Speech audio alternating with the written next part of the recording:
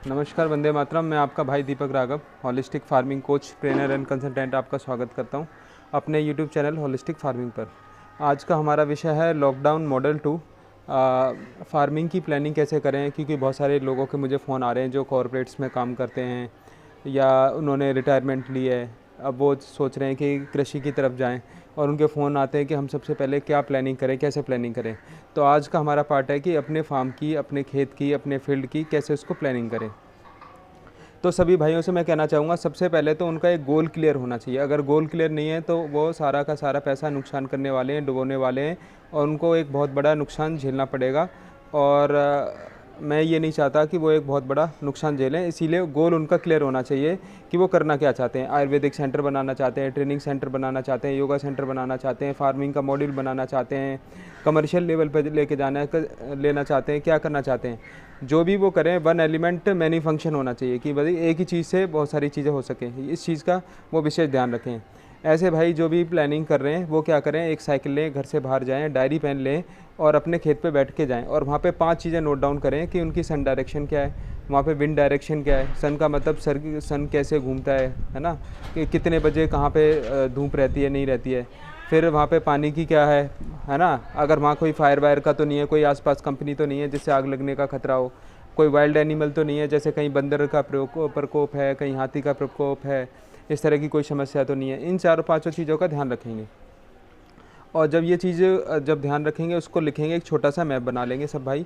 और फिर उसके बाद क्या है कि जो भी खेत है आपका, जो फील्ड है, जो भी कितने भी एकड़ ज़मीन है, उसको मैं 1 एकड़ के हिसाब से बता रहा हूँ। अगर 1 एकड़ अगर आपके पास लैंड है तो उसको 5 पार्ट में डिवाइड कर लीजिए।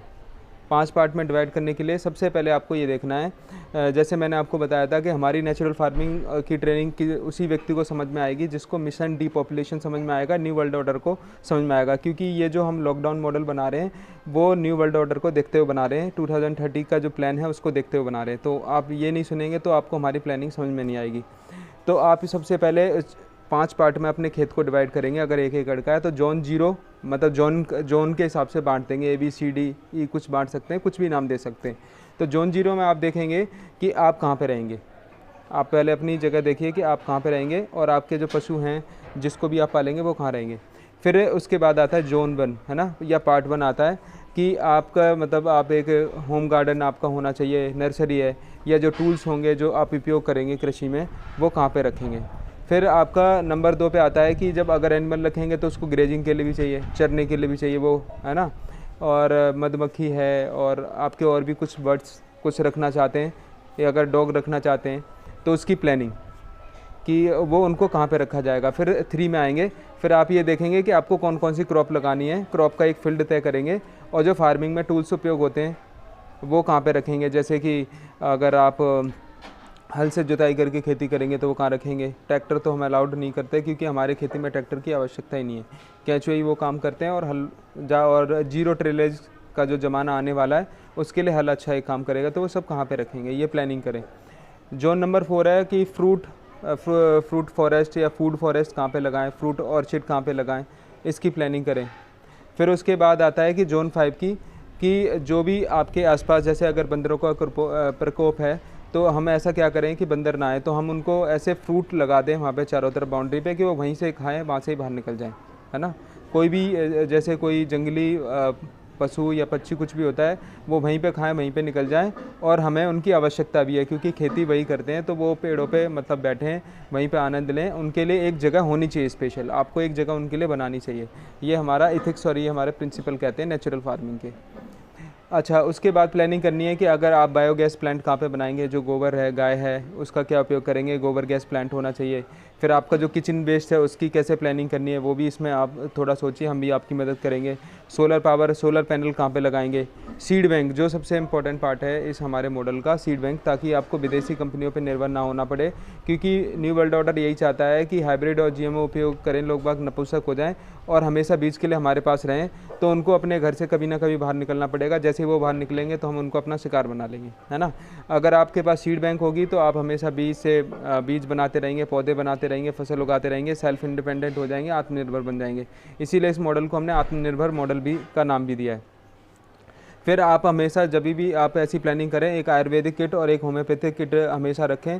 और आने वाले आप प्रयास करें कि कभी गलती से हॉस्पिटल ना जाएं, और गलती से अगर आप हॉस्पिटल जाते हैं तो आपका एनकाउंटर पक्का है। तो इसीलिए आप प्रयास करें कि हेल्दी रहें, कीप हेल्दी, और अपने पास एक होम्योपैथिक किट हमेशा लेके चलें, आयुर्वेदिक किट ज़रूर साथ में लेके रखें। अब उसके बाद जो भी आपकी खेती है, जो ये आपका होमवर्क है कि एक मॉडल है मल्टी लेयर फार्मिंग, उसके बारे में पढ़ें। मैंने भी उसके ऊपर वीडियो बना रखी है, अब मैं शेयर कर सकता हूँ उसको। एक बेवर खेती का मॉडल है जो कि इसके बारे में हम आपको बताएंगे। और एक है बारहमासा एक मॉडल है जो कि उत्तराखंड टेहरी गढ़वाल में एक भाई हैं, उन्होंने इसके बारे में बहुत चर्चा की है। एक फर्माकल्चर का मॉडल है, इसको भी हम इंट्रोड्यूस करेंगे। और एक दीपक सचदे जी जो एक बहुत महान व्यक्ति हुए हैं मध्य प्रदेश में, सटरस का उन्होंने सिद्धांत दिया है, मालपानी ट्रस्ट के नाम से चलाते थे, अब तो वो नहीं रहे। तो इन सब लोगों को पढ़ें, ये होमवर्क मैं दे रहा हूँ, इसमें आपकी भी मैं मदद करूँगा। और एक सबसे बड़ा इशू आता है पेस्ट मैनेजमेंट का, कि लोग बाग सोचते हैं भाई कीड़ा आ जाएगा तो क्या करेंगे। इसके लिए 5-6 चीज़ें अपने पास ला के रख लें। आपको ज़िंदगी में कभी पेस्ट मैनेजमेंट की या कीटनाशक की, इंसेक्टिसाइड की ज़रूरत नहीं पड़ेगी।